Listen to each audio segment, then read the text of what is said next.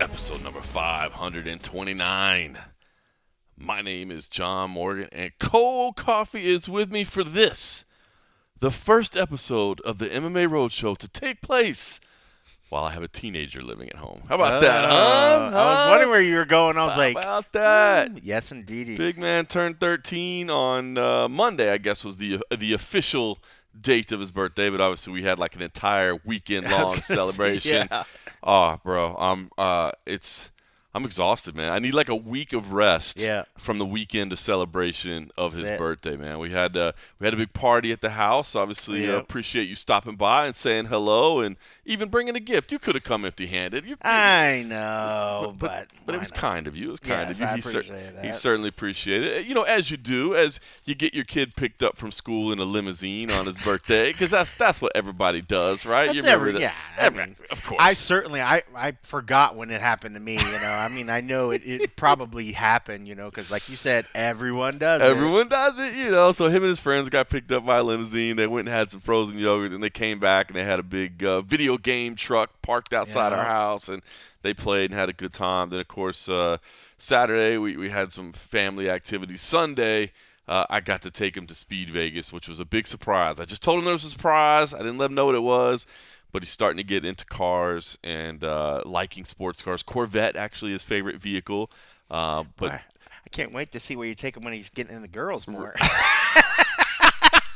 That's a whole different kind of Speed Vegas. Other road trip that's about to happen. Oh, that's too funny, man. Yeah, took him out to Speed Vegas. I'd never been there. I mean, obviously I knew it was there, but I'm not really a big car guy or whatever, so I'd never been out there. But booked it online.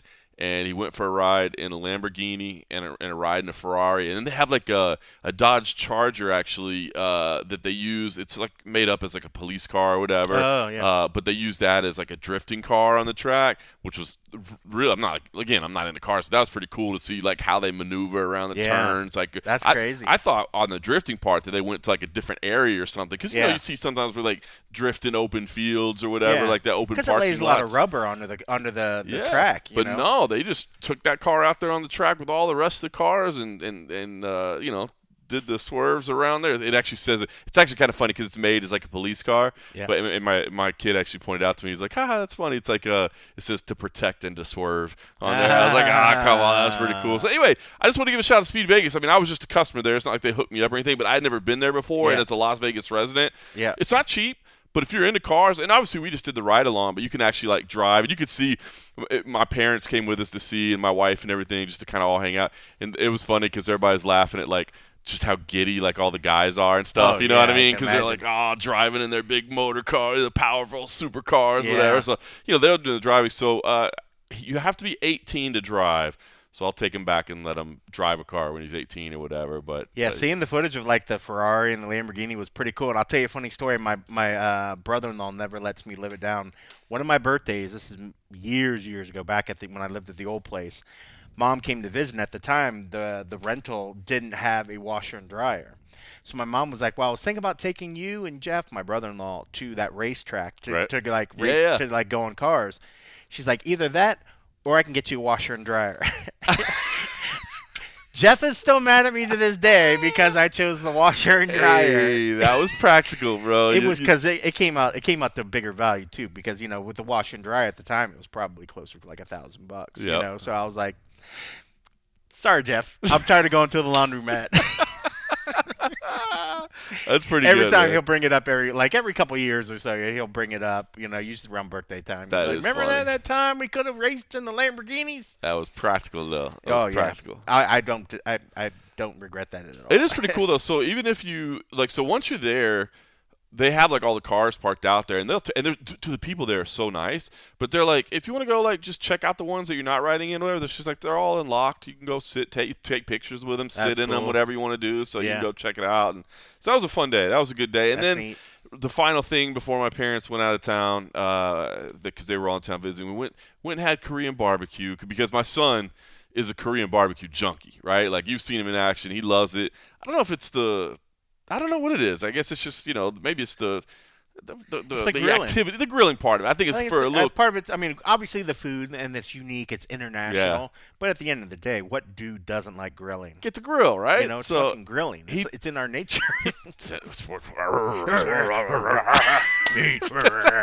but he likes it. But the grandparents who my mom had never been to Korean barbecue. My dad and my stepmom were both in town. They had only been because last time we came, but we took them to Japanese barbecue to appease my wife, who doesn't like the Korean barbecue, but at Japanese barbecue she gets sushi. But she had made the mistake. I don't know what this concept is, but I guess there was some movie or something called Yes Day. She was like, "It's gonna." She said, "Monday, his birthday is gonna be a yes day. Whatever it is, he says yes." And it was kind of funny because I was like, "What if he says he wants to stay home from school?" She was like, "Then we say yes." But he actually wanted to go to school because it was his birthday and he wanted to celebrate with his friends and stuff.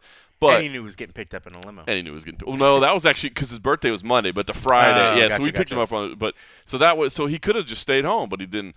But he wanted to go to Mr. Barbecue, actually the place that we all went. He really likes the vibe, and it is a cool vibe. It is a good vibe, and the food was good. Food was really good, and he wanted to go there. And my wife doesn't really like Korean barbecue; she likes the Japanese because she can get sushi and stuff while she's there, which she digs. But she backed herself into a hole, and she was required. She couldn't say no. So she had said it's a yes day. Like that. So she wasn't necessarily loving it. My mom, she was giving it a shot, but she looked thoroughly confused by the entire experience. My dad and my stepmom were doing their best over there. Eli and his buddy were cooking. I was like, anyway. Oh, they were cooking? I was like, all right, because we were 7 of us at the table. And so it was actually a big table with 2 grills. Two burners, so me and my wife and my mom were set across from one, and then the other 4 down there. And so I told Eli, I was like, listen, I know it's your birthday and all, but you're gonna have to cook for your dad, for your grandpa or for your papa, your grandfather. And so he did over there. But yeah. So anyway, it was hectic. It's all gone though. But yeah, all that to say, we had a massive celebration. That's cool. And by the way, and all that on the heels of me and you going out and shooting on Thursday night, and then maybe having a cocktail or two afterwards. Probably not the way I should have started the birthday celebration weekend because we were out having a couple shots. Yes, I was feeling that one the next day. How cool was that we ran into Jalen Turner while we were down there? It was so random just to run into Jalen Turner, man. He was down in Fremont experience. Down on Fremont, man. He was making it town. He was out there witnessing the folks on there. He was there with his church group from SoCal, and man, just in good spirits, man. Like it was really good to see him because I know, the last time we saw him, it was very much down in the dumps, kind of wasn't sure about his career direction. Kind of walking away from things. So you and I were just down there shooting that video thing for USA Today and get a little tap on the shoulder like, John. And I'm like, what? Who am I running it? Jalen Turner. What are you doing here? Cool. It was cool to see him. No, it was awesome. That was a lot of fun, and the footage came out better than I thought. Yes. And even on the way back, when we had already imbibed some things, and then we stopped at our favorite spot, Dino's, which was great. You always got to go by there. But no, it was great. It was a really good time. But yeah, that was fun. It was kind of crazy just running into him because we ran down there to just kind of run through things and shoot it. But it was good. But yeah, I certainly felt it the next day. Like I was just like, holy cow. Yeah. Holy cow. That was supposed to be a quick out of practice. Supposed to be a quick in and out. It didn't happen that way. Well, I mean, but that was, again, I was very grateful you drove so I could just focus on hanging this stick out the window. But it was fun, and then at the end of the day, it came back. The stuff looked good. Is that stuff public yet, or is not yet? No, the series. We were supposed to turn it in by I think today or tomorrow. Right. But everybody I've already shown it to was just like, that's awesome. Really good footage, so, man. Yeah, they were really blown away and stuff. And that's ultimately been the goal was, have the network sort of see what some of the stuff that we could do down here and just use me for it. So hopefully this opens up some other stuff. But yeah, once it's public, we'll let people know. Obviously it's way out of the realm of MMA. Yeah, but it's cool to see because you invested in the tech in this camera, and then you obviously did an edit on it and everything. But it's cool. It's like you were flying a drone through down Las Vegas Boulevard. Yeah, and it's cool. Especially anytime you shoot and you want something, you're like, oh man, we could go back and we could take the time and we can go through here. We could do this, So we had a little bit of luck on our side where, some of the shots just came and worked out where, traffic was able to move by and go. But honestly, if we were even more lucky when we were going by the Bellagio, the fountains would have been going. On. But at the time we did go by, there wasn't that stretch. There was, I think, only one car beside us and it was able to see over it. There weren't too many people by the side, so you could actually see the Bellagio. And if you know that what it was, you could see that it's where the fountains are. Right. They just weren't on. So in a sense, we got lucky on some shots and stuff, and it was like but we did it all one night. We got it in some of the shots, whereas it was kind of thrown together, but it came out better than what I thought for just like, hey, can you drive me down here? And we're gonna we're gonna get this, and then we're gonna see what happens. So it worked out pretty good. So, and as long as the network's happy at the end of the day, I was stressed out about it, but they were like, no, it looks great. So I was like, cool.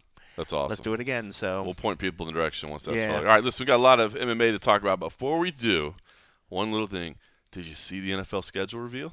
I saw that it came out. I haven't opened it up yet, but I saw that it did get revealed. So not that I'm the biggest NFL fan. I mean, always, Because it was it yesterday? It was yesterday. Yeah. Because the UFC and mixed martial arts take so much of our lives. It's not like we get a chance. But and then the Knights lost, so that kind of threw off the whole night. Yeah. I watched that. That was tough. That was rough, man. Night season is over. No. The Raiders this year host home games against both the Dallas Cowboys and the Cleveland Browns. Really? So both of our teams are coming to town. I was going to say the Browns came last year, didn't they? Or was that 2 years ago? Maybe that was 2 years ago. The Browns took over. Boy, they travel well. Yeah? Yeah, they traveled well. So, yeah, I think I'm going to go to this one because this one, last time when they came, I had friends go and they were like, dude, it was so much fun. Yeah. And, that's, as much as I'll support the Raiders because they're here in town. But, we've lived here long enough. You got to support them a little bit. You got to support your team. But a lot of people just switch teams. Nah, who does that? Can't do that. That's just so weird. And especially, I'm 50 years old. I'm not going to just switch my team because somebody moved to town. Yep. I'll support the local team, but if the Browns come, who I'm going to be supporting. 100%. It's funny. So it's, again, I'll be honest with you. MMA is such a, taking over my life that, I couldn't tell you who the top 3 receivers on the Cowboys. You know what I mean? I have to do a crash course before every season. 100. So I'm not going to I'm the biggest fan. But again, my family's still from. I'm always going to be from Dallas. I always remember. I remember. You know what's funny is I just thought about this. I don't know why. I just had this memory. My first NFL football game actually. At the old Texas Stadium, which doesn't even exist anymore. My dad took me. It was the Cowboys versus the Cleveland Browns. Really? Yeah. That's cool. Pretty wild. So anyway, but yeah. So anyway, the Dallas, I'm always like this. Even though the Knights are out of the playoffs, I'll still watch the Stars. You know what I mean? Yeah. And the Cowboys, I like to do it. But it's funny because my wife, love her to death. She's like, oh, I have some friends that have some tickets. I'll see if I can get them. I'm like, the resale value on the Cowboys coming to Las Vegas is going to be insane. I'm like, thank you for asking, honey. I was like, we might have to find alternate methods because I don't think your friends are going to be like, sure, just take these face value. You know, when the Cowboys always travel real well. I know a lot of people hate the Cowboys, but they travel well. Yeah. I was like the Steelers coming to town. The Steelers always travel well. Like your friends that have season tickets that go sometimes and sell them sometimes. When they saw that reveal, they were like, we're going to go. My tickets are paid for. This is where people want to go. This is a destination. But I'm going to try to go. I think I'm going to try to go. That's cool. Try to go see the Cowboys. I think that'd be fun. And by the way, obviously the Cowboys always get to play on Thanksgiving, which is a cool thing about being a Cowboys fan. This year, Cowboys and Chiefs, so that'll be a good game on Thanksgiving.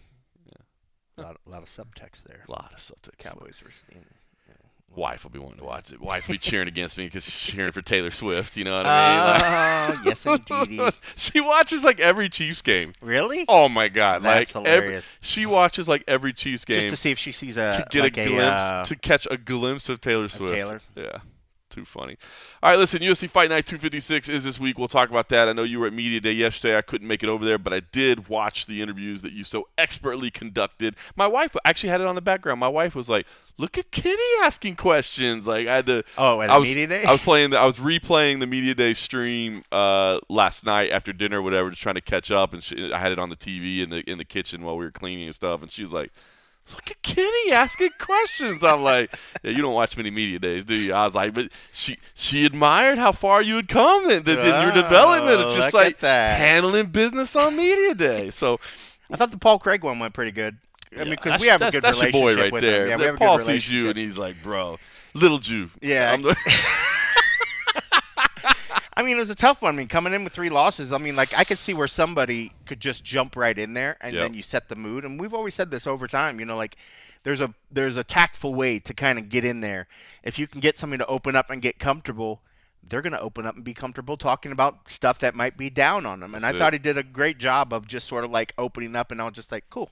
Yep. This is good, So, but yeah, I mean, there were some ones in there that I was glad that people hopped in because I started getting really far behind because I'm still trying to do it. It's hard when you're trying to conduct the interviews and shoot and edit and now upload. The way that our new system, it's so many steps to upload to the new Presto platform within USA Today. It's not like your guys are still getting used to. Oh my goodness! Still getting used to so many steps. It's so many steps, and it's just And then somebody come up and I'm like looking at what he's doing. I'm like, all right, well, let's just hop in here, And then it's just like at one point I looked over. I was like, can you help me out? I was like, can you ask questions so I can catch up? I have writers and people that are waiting for video, and I don't even have my first one.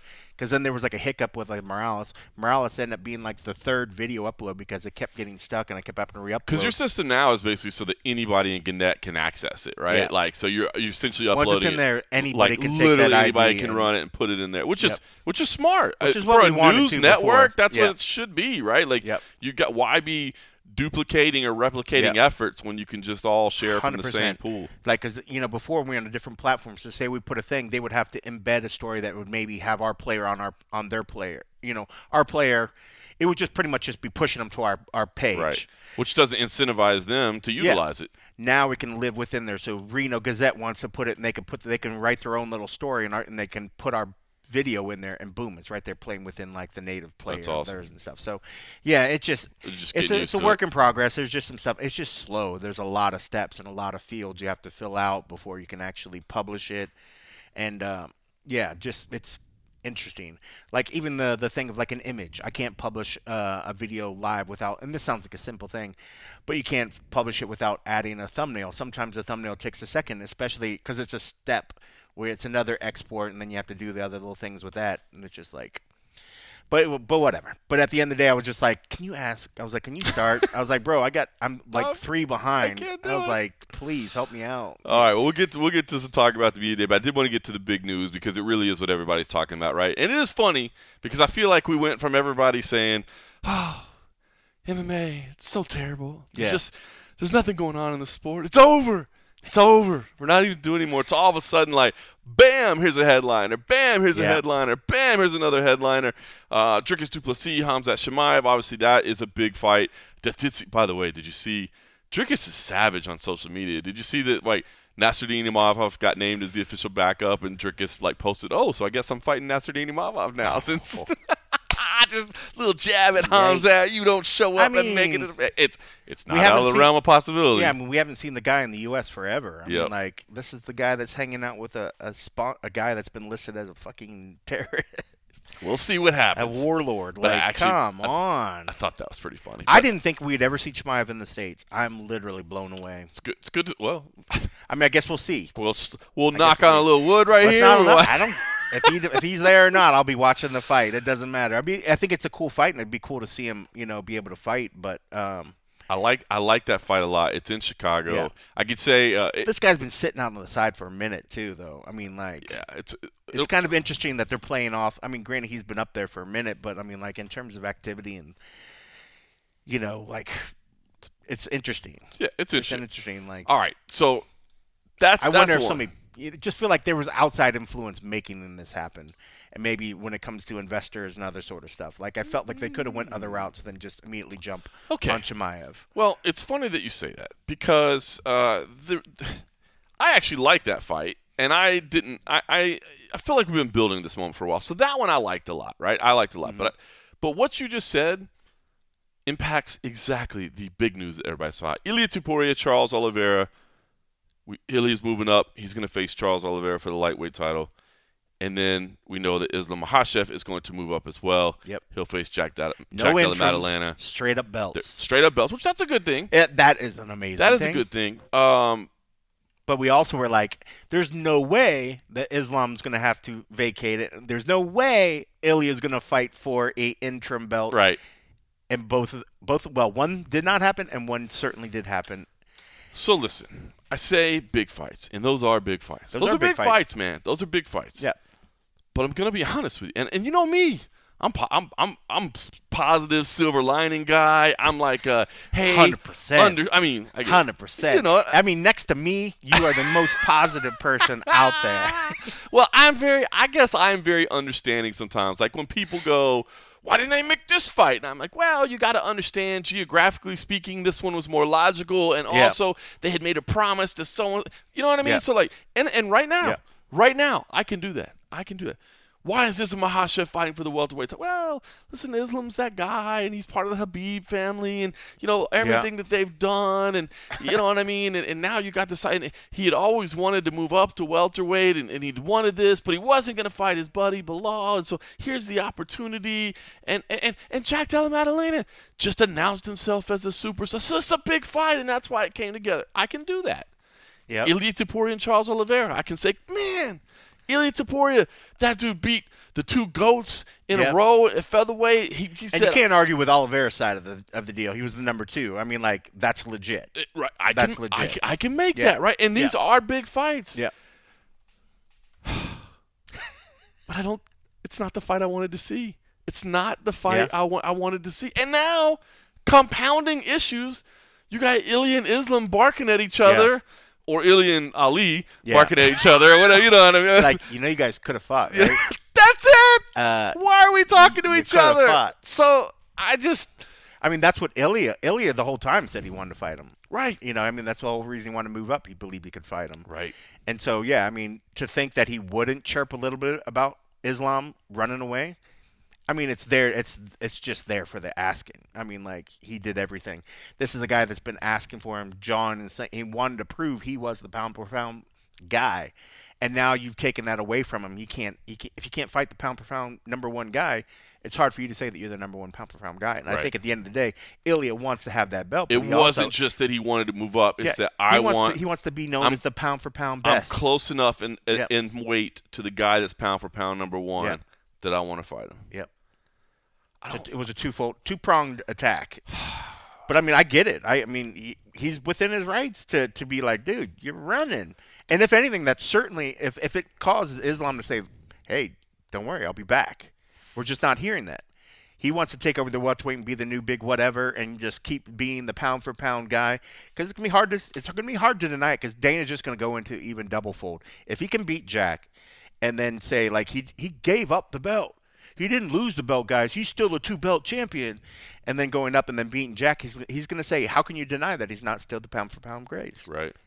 How can you not say he's the pound-for-pound number 1 guy if he can go up and fight in the division, 15 pounds heavier than what he has been fighting and beat the guy that just beat the guy that everybody was saying was almost unbeatable. Maybe not have been the most popular, but he was certainly seemingly unbeatable. Yeah, he had this amazing win streak together. Made it look I would like that easy. approach from Islam is like, hey, keep my belt warm. Like, I'm not even, hey, Ilia, I'm not even convinced you're going to beat Charles Oliveira, so you might want to keep your mouth shut. But in case you do, understand you're just holding on to my belt. I'm going to win this one, and then I'll come take it right back. I'll be right back to my house to get it from you. Why don't you keep it warm for me on your couch, and I'll come right back to my house. And if you take that approach, and Ilia can't say nothing. No, he'd be like, all right, well, come get it. Yeah. Come get it. And then it's on Ilia to make sure get it. And then if Ilia doesn't, then Islam could just be like, you didn't even get through Charles. Shut your mouth. Yeah. Like, Charles, I'll be back or whatever.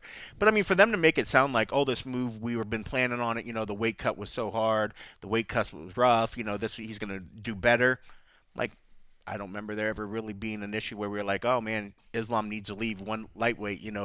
It's just way too hard on his body. I mean, his weight cuts aren't good. I mean, they're not pretty, but he makes it. Them. He makes it. Yeah. But he makes them. And he makes it, and he still performs incredibly well. So it's like, it's not like he was like, I just can't do it anymore, guys. My last performance showed that I just don't have it, like, it's just interesting. I feel like there's a lot of narratives that people are putting out to try to make it seem like this was the only option for him was to go up. I'm like, that was not the case. Definitely not. People make it sound like we've been chomping at the bit, like, oh, sad to hear that Bilal lost it, but that was all we needed to make the move. I'm guarantee there's a lot of money and things that are happening behind the scenes to make this move the time for it to be. But, everybody was certainly saying that Ilia was promised. Not that we saw anything on paper was promised. But we knew there was no way Ilia. Title. We knew there was no way Ilia was giving up his title without the understanding. Yeah, for an interim that he was fighting for a belt. Right? Because not only are we talking about status in that situation, but we're talking about the financial ramifications as well. We know that you get pay-per-view points when you're fighting for an undisputed title. You can get it for an interim title if it's negotiated, but sometimes that's not the case. So we knew that he wasn't going to hand up not only the belt, but also the financial ramifications without getting the promise. So we knew that was going to happen. And you got to think, the UFC has done a really, really bad job recently of, we have an interim belt. that's been out there since November of 2023 that they have not worked to unify. They are working to make the fight happen. But who wants to fight for an interim with no guarantee that you're actually going to get to fight for the belt? Like the whole thing that's going on, and we talked a bit with like the the heavyweight belt, where you have a champ that's just off partying somewhere, and then you got the interim that's just chilling. How can you then ever promise an interim in another division because you can't show that you can unify the belts? That is, I hadn't even thought about that, but that is phenomenal. If you're sitting in negotiations, whether you're the client or you're the manager, and they say, listen, we understand where you're coming from, but what we want to do right now is we'll do an interim title first. You'll win that. Yeah. And then you're there. But that way we put a belt around you, but we just don't want to strip the guy right now. And you just sit back and look at him and go, how's that working out for Tom Aspinall right now? Yeah. What do they even say? I mean, what a point to make. It's a unique situation. I thought that the thing right now with the fact that you had these two gentlemen that both vacated the belt to go for an opportunity at the belt, in a way, was a sign that they're looking at the right direction. It's like we're not doing this anymore. Did they learn their lesson? We're not doing this anymore. We put ourselves in a bind that we're having a hard time of getting out, and it just sort of makes it. I think everybody's at the point where they're just like, interims are garbage. We understand you need to do it for your pay-per-view, but if there's no guarantee to solidify, you want me to defend the interim belt multiple times while the champ's not injured. You just can't get to a contract that you guys agree upon. Strip them, and they won't strip them. And at what point do you finally backtrack and say, okay, well, we will strip him? All right. Or just give him the money that he needs and make it happen. It's just ridiculous. So we got some fights that did get made, a big fight that didn't get made. I know we got some comments from patreon.com/TheMMARoadshow that I want to get to because they touch on both those subjects. While you pull those up, I did want to ask, because I thought it was funny, and I like Aljamain Sterling a lot, and I know a lot of people don't like Aljamain Sterling. And listen, I'm not taking a shot at Islam Makhachev here or Bilal Muhammad or any of that. But did you see Aljamain pointing out, like, I thought y'all were boys, and then your boy loses the belt, and, like, before the next morning, you're like, well, guess I'm going up for the title. I was like, yo. I mean, that was kind of always the understanding, right? Like, Bilal always said, like, I know my brother wants to be a 170-pound champion, but I'm never going to fight him, even if that means I have to go to 185. So I doubt it hurt his feelings when he, lost to Jack Della Maddalena to think. He knew that Islam always wanted to come up and win that belt, but I did think that was pretty savvy observation from Aljo, like, can you not wait till, like, Monday or something? Like, just be like, well, since it's out in the ether that this is not happening. So, all right, so I know we had a comment about the titles and people moving divisions, and I thought this was spot on because I think it echoes a lot of what I feel right now and the frustrations I feel right now about the fact that I'm excited for these fights, but I don't know that they're necessarily the fights I want to see. So yeah, in one comment, SNC Davern was like, everybody wants to move up, move up. I prefer fighters staying at their own weights, to be honest. Apart from the odd super fight, I don't like it being the norm. I agree. And you guys have heard me say it for a long time, and I'm going to say it again. Even though I'm glad these fights got made, and it's big fights, and I think people are going to be excited for them, and certainly when Fight Week rolls around, these are superstars of the sport. It's going to be amazing. But I agree, man. To me, greatness is not being a two-division champion. As much as, again, and I'll say this, and I believe it, Conor McGregor, the night that he had two belts over his shoulder in Madison Square Garden. Incredible image. Incredible image. Yep. Incredible moment. Yep. Unbelievable.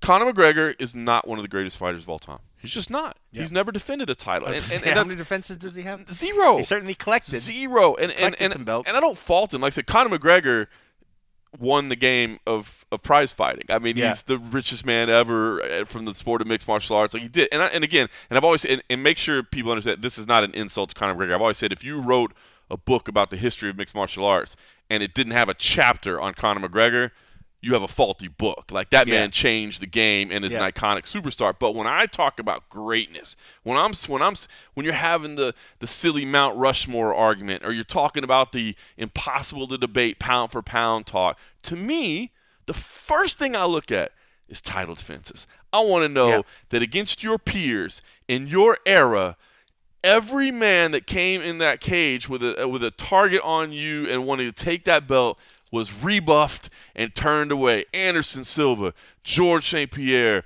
Demetrius Johnson, John Jones, 6'8". I mean, just racking up title defenses. To me, that is greatness. Not, and look, I'll take this. Give me George St. Pierre's. When I talk about the greatness of George St. Pierre, you'll never hear me reference the fact that he's a two-weight champion. I don't even care about the fact that he came in and cherry-picked Michael Bisping. Yes, he did. You know what I mean? To win a second. People forget about that one. Cherry-picked Michael Bisping. Wait, he was a middleweight champ? Right? I don't care. Cherry-picked it, gave it back, never defended it. To me, that has zero to do with his greatness. When I talk about the greatness of George St. Pierre, I talk about the era in which he was just racking up title defenses. Yep. So this idea, like Ilia Topuria, I guess kind of has an argument because he beat the two GOATs back-to-back in devostating fashion, right? Yep. Islam, I guess, kind of has an argument because he's been in the reins for a while. But and again, I will, if you use the fact that he beat Alexander Volkanovski twice against him, you're a jackass. Yeah, you know what I mean? Like, it goes down. It wasn't his fault. Yeah. It wasn't like Islam was like, bro, bring me the featherweight champ. In fact, bring me the bantamweight champ. You know what I mean? Like it's and if you're at it, you want to throw the strawweight there too? I'll slap that bitch. Give me Zhang Weili right now. Yeah, that'd be interesting. So Zhang would take that. Zhang Weili would take that fight. She'd be like, "Okay, let's go." Because here's what's funny is people are using that to insult Islam. Is like, bro, you beat a featherweight twice, and he's like, that's exactly why I don't want to face a featherweight again. So you can't use that against him because that's why he's saying I don't want to face Ilia because if I beat him, you're just gonna keep saying I beat featherweights. Yep. So you can't use that against him, but I like extended title defense. So I completely agree with this. I hope we can get past this era where it's like, you know what I want to do? I want to win a belt, and then I want to move up. Like, to me, like you said, it sounds like maybe they're learning their lesson and we're going away from him. Yep. I don't know. But I do think that if you want to build superstars, if you want to build greatness, if you want to build people that we talk about as all-time greats, it's people that rack up title defenses. And just going up and – now, look, if you're that good – and you're willing to stay that busy. Like Conor McGregor said he was going to do it. Obviously, then you had Floyd Mayweather come in and all this stuff. And obviously, you know. No one can. I mean, you can't argue. The amount of money made, like the way that changed his life. Yeah. You know. But he said in the beginning, he was like, "I'll defend both, right? Like because if you could do that, like if you're a champion of two divisions and you can defend one belt twice a year and the other belt twice a year, like if you can do that, if you can keep that, which is damn near impossible, I'm telling you right now, to have 4 championship camps in 1 year, to do it in 2 different weight classes, knowing that you're facing the absolute best in the world, it's impossible. But if you're going to at least try to do it, I can support that. If 2 challengers from each weight class are getting a shot each year, then kudos to you. You deserve that opportunity. But other than that, we got to stop this shit. Yeah, because I'll read this last one, and this kind of touches a little bit, and this is from Mark Fellows. And this goes back to the heavyweight. He says, Tom Aspinall needs to compete for the heavyweight belt no later than the MSG card in November. Otherwise, too many fans are becoming alienated from the sport. As a longtime boxing fan decades ago, I slowly switched over to MMA, one major reason being the UFC were giving fans the best possible matchups, while different promotions across the sport of boxing often prevented that, and it became frustrating. Aspinall, currently in his prime, won the interim title belt in November of 2023. That's crazy. Defended it once and now has nothing scheduled that we know of while Jones is partying in Thailand. What are we doing here? What are we doing indeed? What are we doing? Yeah, I'll agree with and do you think people are getting alienated? Do you think these matchups and all this stuff, when they know, or is it like smoke and mirrors, like here, but look over here, Do people forget enough? Or, I mean, do you think people are fired up, or do you think people are just like, oh, just the UFC is gonna? There's no sense falling in love with the division because you never know what's going to happen with it, because it doesn't feel like – I think at one point people used to be like, oh, the heavyweight, man, you knew what you're going to get. It was always a banger. And now it's like the heavyweight, you don't see it act. It doesn't feel active like the other divisions. Yeah. It's interesting because, I used to talk about this a little bit with like Valentina Shevchenko at 125, where she was so dominant that it made it difficult for me to get excited about other women's flyweight contender matchups because I knew that like you're watching 2 people that may elevate themselves to a shot at the title but have no chance at dethroning the champion. But you do need the champion to be active, right? So I mean, to me, there's always that delicate balance of dominant champions versus titles changing hands so the division stays fresh. But unfortunately, right now at heavyweight, and I'm a John Jones guy, I'm a John Jones guy, like greatest of all time, Hall of Famer, I'm a John Jones guy, but I tend to agree with Mark Fellows now. If Madison Square Garden comes and goes, which I'd heard, and I haven't checked on this in a while. I'd heard obviously Madison Square Garden is like always November. It's been November for years. I'd heard they were looking to move that up a couple months just for this year. I don't know why. I don't know if it was a scheduling conflict or whatever. I just heard they were looking at another day. I don't know if that's still the case. I've been a little bit busy with CFFC, of course, and selling into my new role there. But let's say it is November. Let's say they don't end up earlier. If Madison Square Garden comes and goes, and John Jones is not facing Tom Aspinall for the title, you got to take it from him. Yeah, you got to. Do you think they dug themselves a hole? They were trying to keep that Stipe fight so hard that they're like, you can't possibly strip John Jones. Are you going to tell me we need to strip John Jones, the greatest of all time? And they made the fight. They got the fight. Now, do you stick to your guns and you allow him to just go off and never agree? Or do you finally have to kind of eat crow and say, we tried. We gave him 2 years. Yeah. And he didn't fight, so we had to strip him. Yeah. You have to at that point. Yeah, and that's what you have to say, right? I mean, Dana has been a big John Jones supporter, so it wouldn't look as if like he's being vindictive. You know what I mean? But I just think you say, listen, I mean, we got to keep the division moving, and you can, and I'm sure he would. At the end of the day, it's a great fight, but is it like $100 million payout fight? No. I know John wants to get his most money, but at the end of the day, it's still just an MMA fight that could possibly be done in 30 seconds. Yep. I get it. You want to get paid $100 million for it, but it's not deserving of $100 million. I mean, look, the $30 million he wants. I think people are starting to realize that the published paydays aren't the actual paydays. I mean, people have made some good money along the ways. Can it be a $30 million fight? I think so. Can it be a $50 million fight? Maybe. But with each passing day, isn't there less appetite? Like, it's almost like, I mean, it's like, okay, finally, we're getting to it. Finally. Not like, oh, dude, let's go. We got it. You know what I mean? Like, that's – and I understand. And listen, again, I'm a John Jones guy. If John Jones says, I don't feel like fighting right now, fine. We can't make you fight. You've done everything. You have nothing left to prove. But you're holding our title. And we got to keep this thing going a little bit. Yeah. You know what I mean? So I agree with Mark Fellows. If he's not doing it, and Dana keeps saying, we're going to get this done. We're going to get this done. And said that all through last year. But it's been said for a while. If he doesn't do it by Madison Square Garden, you got to pull it from him. You just have to, and then you put Tom Aspinall against. Maybe you just. I mean, at that point, I think you just award him the title. You just promote him to undisputed champion, and maybe do a press tour, and then just put him against. You can't make him have to take the fight for the belt if he's already got the interim. If you strip the other one, you just promote him. You just promote him. You're promoted. And then the very next fight would just be a defense of that belt. Exactly. Don't make him earn it. Like, you go in as the champ. Yep. So. Well, silly. Big news. Hopefully they get that other big news announced soon. But to me, it is nice to get these big fights on the calendar. They're certainly big fights because I think a lot of people were kind of starting to look and going, man, the UFC's kind of stale right now, and there's not going on. And what's going to be International Fight Week? We've been waiting. Everybody kept coming up with all these things, but after a while, you're just like, bro, it's not that far out. Like, give us something. Throw something on the calendar. It's like the Sphere, where we're like, are they ever going to release the headliners? Or they're just like, the Sphere shows next week. Come, see who's headlining. It'll be great.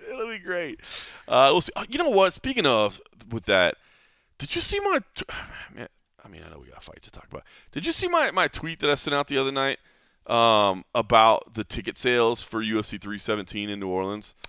Something about StubHub. Yeah, so somebody tweeted. I don't know. It was just, how like Twitter sometimes you get just like random, like what is it, the For You or whatever. So it's not people you follow and stuff pops up. Boy, mine gives me all kinds of garbage in that For You thing. So what I've noticed lately is because I do that too. Is like I started.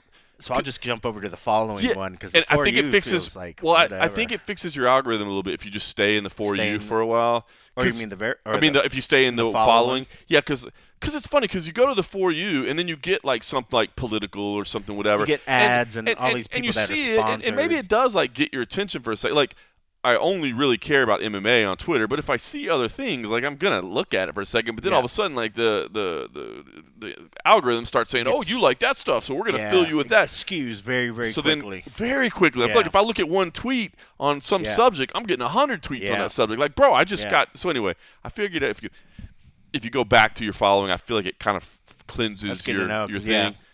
I found myself now when I get so much stuff fed to me on that. The For You, I just don't even open the app anymore. You don't even want to because it's like I don't want to see all that. Like, so anyway, this was Tuesday night, I guess. Somebody tweeted out, and seeing as how I gave my thoughts on it, I'd had a couple frosty beverages, but I stand behind because normally if I'm sober, I'm just like, you're not tweeting. But if I had a couple cocktails, I'm gonna weigh in. But I stand behind this. So this guy tweets. So the Dustin Poirier versus Max Holloway tickets drop. I've been wanting to go. $638 each for nosebleeds. Wanted to bring my wife and son. That's $1,900 just for tickets. Doesn't count my hotel, gas, food. Dana, the UFC has priced the fans out, man. And I was like, first I was like, $600 for nosebleeds in New Orleans? I'm like, that can't be right. But I pulled it up, and I looked, damn, sure is. But then I was like, wait a minute. I don't even think 317 tickets have gone on sale yet. And so I went to the UFC site, and it's like, tickets aren't on sale yet. So, I understand and it's funny because people have tried to like explain to me, well, that's called ticket prospecting, and these people I understand the process. I understand the business. I get it. Scalpers promise tickets at a high price, knowing that they'll be able to find them lower, or they hope for lower, and they'll be able to make a profit off you. Get it? Got it. I totally understand the business practice. But I said it. My tweet was, how is this not illegal? Tickets aren't even on sale for the event. If you're balling and just want to guarantee you're good, I guess this is a fair service. But this seems like it's just duping people who aren't aware they're essentially buying ticket futures. And I think that's what's happening a lot because StubHub, and they make it look so much just like Ticketmaster or any other ticketing service that it looks like it's the official place to buy tickets. Yeah. And you have a lot of people. In fact, I think I saw Brendan Schaub retweet the same tweet with like oh my gosh, these prices are crazy, the facepalm, whatever. It's made to look like it's officially. And again, I don't have a problem with this service. Yeah. But I feel like they're taking advantage of fans who don't realize what's happening here. Yeah. And I feel like there needs to be some law where this is clearly marked. Because again, if you're just balling and you're like, I don't mind dropping extra coin, there's no way I'm staying online and hitting refresh when tickets go on sale. I'll pay the premium just to know I'm sitting exactly where I want to sit. I don't care what I'm paying for it. What happens if they can't deliver the tickets? They'll just put you somewhere else and be like, oh, we couldn't deliver, so we put you here. We made it better for you. Is my assumption. Yeah. So anyway, I think they got to fix. I just think they got to fix because they're and again, and then you're putting. And don't get me wrong, UFC tickets are not cheap. Like it is expensive to go. Yeah. But they're not that expensive, Yeah. and so you're screwing over fans that want to go. I feel like the government. I don't know if it's the government or whatever. I just feel like they have. Well, I guess it has to be the government if they're gonna make a rule, but. I just feel like you have to be more clear about what you're selling here. You're selling tickets that aren't even on sale yet, and you got people thinking that's what the price is, and I think that's shitty. You figure the UFC could easily, if they cared about it, could say something like, "Hey guys, the tickets have not even been able to." I would think they want to stop the practice, and say, "Hey, we'll make it so that you cannot resell our tickets or something." I would think that they would want to do that, right? Because again. This dude tagged Dana White and said, Dana White, the UFC has priced the fans out, man. And listen, you could argue that what their prices are, they have priced the fans out. Although they're still usually, unless you're in like New York, there's some reasonable tickets in there somewhere.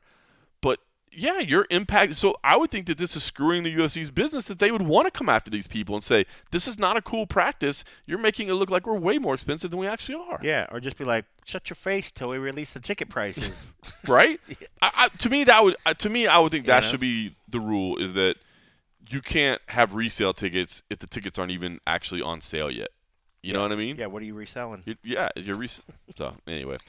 All right, there's my diatribe over. I guess we'll talk about the UFC real quick. You were at Media Day yesterday. Obviously not the biggest card whatsoever. I will say I'm both shocked and not shocked to see the betting line on Michael Morales. What a massive favorite he is against Gilbert Burns. I talked to Gilbert Burns a few weeks back, and he said a lot of things that he's saying now in more depth, which is, hey, listen, I'll be the first to admit, man, I got a little bit off the path, I guess, a little bit. I made some cash and I lost focus and I kind of lost my edge a little bit, and I'm back to that. These losses hurt me. And if that's the case, he could be a problem for Michael Morales because Michael Morales is a spectacular fighter. You don't get to 17-0 without being spectacular. Yep. But Gilbert Burns is dangerous, and if he is back, if he is focused, or unfortunately that's the reality of the sport, you can think that it was just a mental edge, but really your skills were declining. You're getting older. Your body's been through a lot, and it's not like it was just, oh, I didn't have the switch flipped in the right place, and now it is, you know, and now I'm all good. So I was a little bit shocked by the line. I'm not shocked at the same time because you have an undefeated fighter against somebody that's had a handful of losses in a row. Granted, it's been against really good competition. Yeah, but for the first time in his career, he's got 3 losses in a row. Yeah. It is great ones, but you raise a good point. I mean, and he's 38 years old. Yeah. I mean, like, he's not a young kid anymore. But he did say some great things. I mean, just like they always do. They'll come into a media day and they say they say things, and we're like, okay, I think his head's in the right place. And, you know, one thing that he did say is, you know, like, he had some people that he trusted and, you know, and he appreciates and he respects their thoughts, put him off to the side and let him have it. Said, this is what you think you're doing. This is what you think you're preparing. This is how you're doing this, but this is what you're doing wrong. This is what you're doing wrong. And he was like, dude, I almost got brought to tears. You know, it's like that stuff you don't want to hear, but you need to hear. Everybody needs people like that around them, though. 100%. Like, if you're just getting yes men around you, that's not going to help you. I get it. I'd love if I had a hype man around me all the time. It's like, Kenny, everything you do is absolutely fantastic, brother. Flavor Flav, just come roll with me all day long. Could I be any better? No, you're the best already. You're like, you're right. I was going to work out, but now I'm going to go fucking drink and just be a shithead. So I like that and I appreciate that. But, you know, at some point, you know, I mean, you are going to run up against these guys that are, it's, you know, we say it's third time. I mean, like, Gilbert is still relevant. But in terms of, like, whose time is it right now? It's a Michael Morales time. I mean, like, this kid's shooting upwards, and he's fantastic. And, I mean, like, he has incredible takedown. He's got powerful hands. He's good on the ground himself. I mean, against a guy that, while has good hands, they're not as good as it was. I mean, like, there was a point where Gilbert's, I think people didn't give him credit for his hands, and we saw those days where it played out and it did well. But the last 3 opponents didn't take him lightly. They addressed everything. You know, there's so much tape out there. There's not like there's going to be like, oh, man, Gilbert's going to pull some secret move out. Right. You know, granted, there always could be something that he's been working for this and that just shows up that night, and we're going to be like, wow, I didn't even know he had that in arsenal. Yep. But people know what Gilbert's capable of, and, you know, and if you can defend the takedown, if you have good hands and if you're faster and you're moving around quicker, which this younger guy is going to be, I can see why the odds. But it's still, anytime you look at Gilbert and you're like, you think that, oh, he's coming in and where is it? Minus 850 for Michael Morales and plus 575 575. for So Gilbert I think that's what it was, the same the other day. So it hasn't moved since the other day, but that's huge. It's insane. Like, it's huge. To me, and again, I mean, we have our friends over at Cloud Bet, and we throw down a couple bucks. Neither one of us are professional gamblers by any stretch of imagination. But we're doing all right. But you know, I'm not betting the type of things that can you know, pay mortgages and fund retirements and things like that. But bottom line, the way I look at this fight is, if you're in a pick'em league, you're picking Michael Morales all day. But if you're laying down a little bit of bet, I'm not throwing down $850 to win 100 on Michael Morales, but I might throw 100 to win that plus 575 on Gilbert Burns, because that's, I mean, the dude has the ability to finish the fight on the feet. He has the ability to finish fights on the ground. And, I mean, it's a mixed martial arts fight, right? Like, anything can happen in MMA. That's the thing we love about it so much. And if you're getting a dude as dangerous as Gilbert Burns at 575, you got to sprinkle a little something on there, right? Yeah, I would. I'm looking forward to that one. Again, huge odds in the co-main event as well. Paul Craig, the big underdog, at plus 390 against Rodolfo Bellato, minus 520. Yeah, my wife was funny. She's like, where's this guy from? I was like, I know. I was like, for it being your second language, it's really hard to understand. I was like, it's hard for us as our first language to understand. And it's gotten better. Yeah. It's gotten better when we first on the scene. I mean, like, did you tell her how we used to have to go back and, like, can you say again what you were saying there? Never forget that in the airport. You know, can you translate? Somebody's, has to go, whatever. That was the greatest story ever. Like, Paul, I remember because we were sitting there and it was somebody on our team was like, guys, do y'all know what he was saying here? And we're like, I don't. But I'm in the same bar with him right now. Should I go ask him? Like, we're going to go. Paul, this is going to sound stupid. what are you saying right here? That was a great story. That's funny. But no, I mean, what a great guy, man. And it's funny, you know, he's one of these guys that is universally loved. People love his story. They love where he's coming from. They love that he was a teacher. You know, he speaks well. But it's just hard, you know. Nobody likes to see him lose, and at some point, you know, you kind of feel like you're almost kind of topped out, you know. And I hate saying that about him, but when you watch a fight and everybody's like, "Oh man, this is good. We're gonna see some hands or whatever," and it's like, boom, he drops to his back. It's like, bro, stop. Like we're pulling for you, but like you're making it hard, you know. But he's one that I think universally, when I was looking at some of the comments on YouTube, everybody's like, "I love the dude, but he just fucking." He's not doing it, you know, and you hate to hear that, you know, but and especially with 3 fights. But I think he has the realization. He understands the severity of what another loss would be. Embraced it, man. Yeah. I respect that, man. Yeah. I respect somebody that is not trying to minimize the position they're in or to ignore it. You know, he understands. Like he straight up said it. This could be the end. Yeah, you know, that's tough. That's tough. Tough against a stud opponent. Yeah, Bolato's the real deal, man. Dude's got powerful hands. But, man, wouldn't it be something? This guy, I think everybody's thinking, you know, because the odds on this one were pretty deep as well. Huge.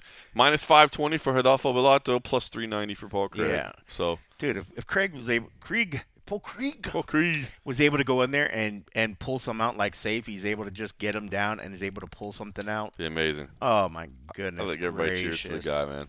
That'd be goodness. You also got to see Sadiq Youssef and Myron Santos. That one, it's gonna be a fun fight. Good fight as well. Yep. Almost a pick 'em. Minus 130 for Myron Santos. Sadiq Youssef moving up to lightweight and suggesting perhaps this might be his weight class in the future. But I don't think that's 100% set just yet. And both guys, I mean, like, you know, like that's a heavy. Santos was saying he cuts 40 to make 45. That's crazy. That's ridiculous. That's a lot. Ridiculous. I'm like, when do you begin that process? You know, I'm trying to lose weight now, and I'm thinking like, oh, bro, you got 2 weeks. You got to drop 40 pounds. Started cutting in 2019. Cut for 10 years, and I can't get those 40 pounds off. And he's like, I do this every time. You know, so depending on how it goes, I mean, this might be a permanent move, you know, so it'd be interesting. But, yeah, Sadiq, man, he's always fun. He's always fun on Fight Week. I like him a lot. There was one of the journalists next to me that came in to cover Michael Morales and the Ecuadorian side of things. I can't remember what the outlet was, but he was just like, I like that guy. He's funny. I like his personality. I was like, dude, Sadiq is a ball of fun, man. He's always great on Fight Week. He's always talks like he's just like that he doesn't have a fight a few days away. Like he's like way too happy to be going in a fist fight, you know, and he's just like always fun. But I thought that was cool. And I was like, yeah, dude, we love Sadiq. Sometimes when we're looking for like commentators or something, I always throw his name in the hat. That's not a bad I think he'd be really good. Like I think he would too. Incredibly knowledgeable, passionate about the sport, and fun to be around. Boy, he would do really. Yeah, well. I'm gonna try to call a fight with him soon. Really I mean, obviously we always want CM Punk to be around when he can, but I mean, it also, you know, it's diversity, and it's a whole nother market, you know, like, I mean, whatever. People are like, oh, anti-DEI, whatever. Bro, I don't want to see just a couple white dudes, whatever. I want to see the different flavor out there. Even when Gina's up there, she's fantastic. I could see where somebody like, oh, why is a woman up there? People have said that before fucking Senko started crushing it. True. Senko crushes it. Give different people a chance, and then, like, you never know. And, like, Sadiq's a fucking killer personality. And, I mean, I think there's a lot of people that don't watch the sport because they don't feel like it's there for them as well. Like, he ticks a lot of boxes, you know, and I think it would be really, really cool to see some different flavor of bros up in there, you know, like so. I've always liked Sadiq, man. I'd love to get a chance to call some fights to him sometimes. All right, rest of the card. Those were only 6 that you had at Media Day, but thank goodness, thank you, universe. And they took a while to get started. I was like, are they trying to stretch it out like we got 12 dudes? Like, let's just run it together. Yeah, long drive for weigh-ins tomorrow, huh? You got to go out Santa Fe. Why is it so weird? Well, they got it way out there. Well, I did look down into the space where the weigh-in and the construction there, where the floor looked almost like, I don't know if it looked tore up, like they had the carpet gone and like it was whatever. So I was like, okay, they're doing something. Every time I go by the building, man, it is expanding. Different. I took some pictures and I meant to tweet it out there. It's just crazy. I mean, it's expanding. It's coming together. The parking lot's changed. So parking Saturday is supposed to be kind of an issue. I assume they're going to just route us all the way to the back because they're blacktopping the drive the front portion, Yep. and they reopened the throughput way, and they shrunk a little bit of like the handicaps parking. Interesting. So the front parking that was in the front is not as much as it was before. So Right. I think they're going to start routing everybody to that additional parking that's been in the back now for a little bit, but nobody really uses. Yeah. So yeah, but now I think they're probably going to work on finished blacktop because they had part of it, and I felt bad driving over. There was like nobody really said anything. I walked in the meeting, I was like, "Was I not supposed to park here?" I was like, "They're like, no, you're fine." And then when I left, there was nobody else. There was nobody else in the front parking lot. I think everybody either left, and I was like, "Darn, were they trying to like blacktop over again and finish it?" And I stopped it. They're like, "Well, I guess work's over for the days, boys." Yeah, Some jackass parked right on our work site, like. If they're construction, they're like, oh, it's our day's still paid. That's right. They're like, go ahead, bro. I'm anxious to see what the place looks like when it's all done, man. I know, going out to Santa Fe sucks. I'm like, even the Palace Station's closer. Both places, the internet struggle, but I do have that new device, so hopefully the junkie stream's going to be solid tomorrow. Nice. So yes, be sure to tune in. Tune in for that. Dustin Stoltzfus versus Nursultan Roziboyev, and Juliana Rosa, Melchizedek Costa rounds out the main card. That should be a fun one. That was definitely a good card on there. Former CFSC champ Elise Reed down in the prelims. She's got a tough matchup with Denise Gomez. I like to see Tisha Pennington. Elise is a huge Denise is minus 625. Yeah, that's crazy, man. That's a big one. Tisha Pennington and Luana Pinheiro. Surprised to see that one as the opening card or the opening fight of the entire night. But always good to see Tisha Pennington in there. So look forward to that. Last thing, I want to give a shout out to PFL. Listen.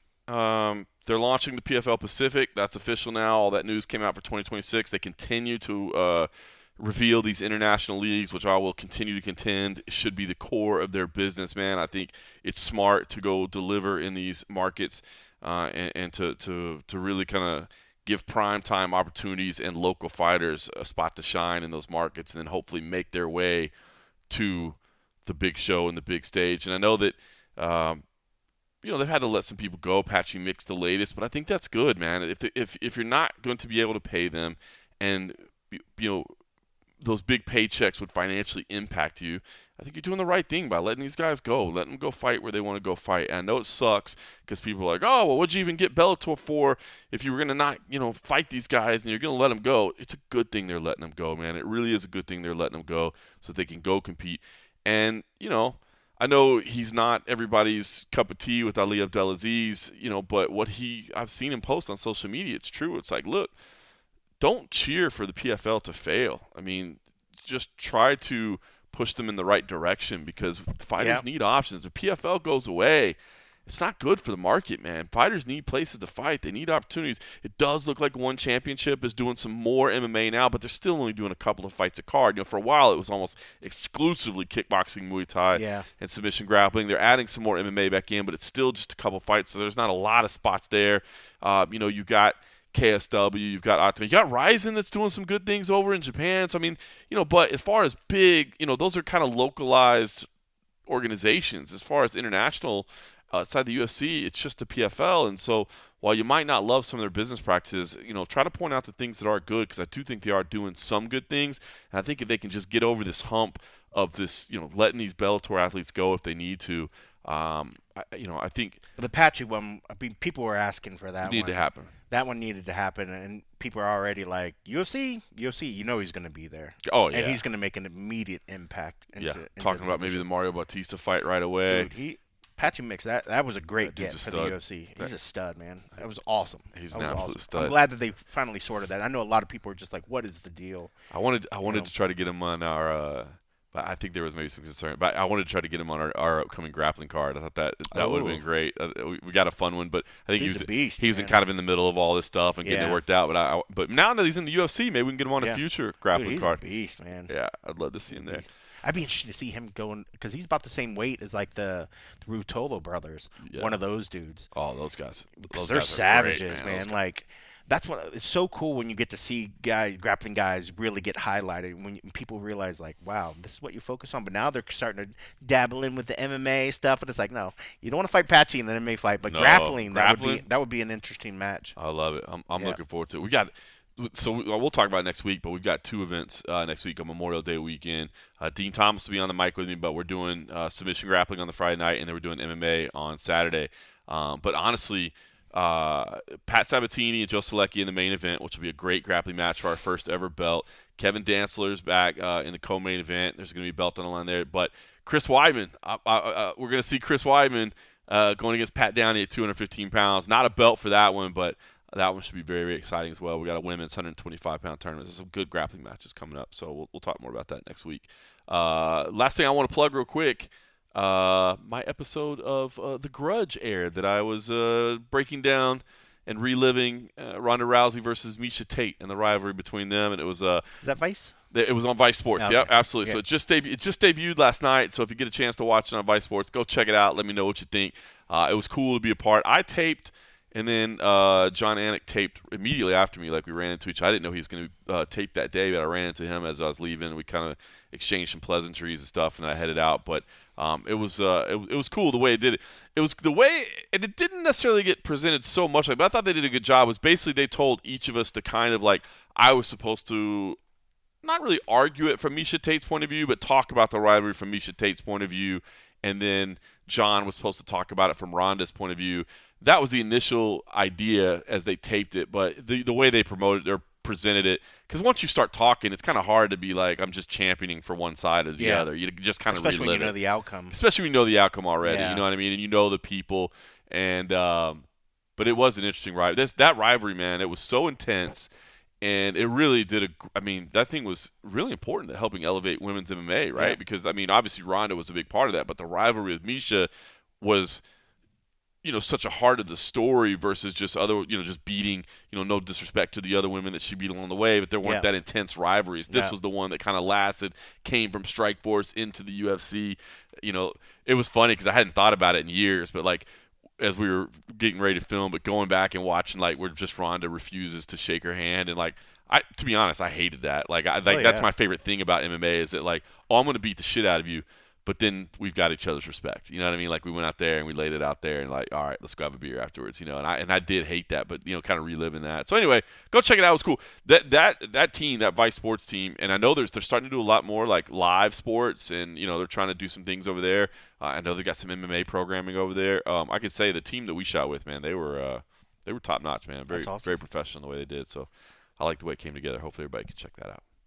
But you plug anything? Good? You want to get No. check out your USA Today Check out- travel footage? No, I was just thinking. I was double checking the thing because it was Memorial Day, but we'll be able to talk next week about the upcoming Memorial Day because this past weekend I'm part of this ERG group, and one of them is military forward. But we had this retired general that came on there, and he was talking about Memorial Day, and he's like, for all you that served or people that had whatever, he's like, I don't want you to have a happy Memorial Day. He's like, I want you to have a reflective Memorial Day. And he had this awesome quotes from like JFK and stuff. He was such a well-read dude. I was just like, I was eating it up because not often you get to talk to like a 2-star general, even if he was retired or whatever. Yeah. I get off on that shit so bad.